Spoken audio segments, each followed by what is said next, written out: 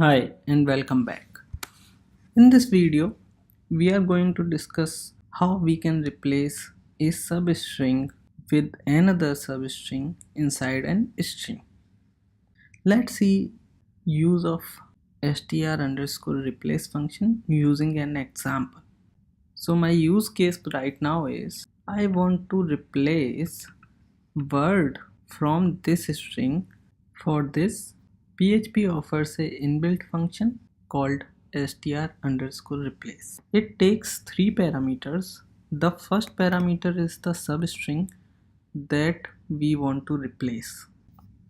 So we want to replace word in a particular string, and the second parameter is with what string we want to replace word. So we want to replace word with Peter,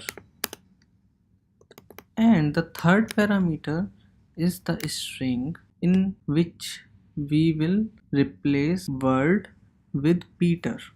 So this particular line will print hello Peter on the output because we have replaced word with Peter.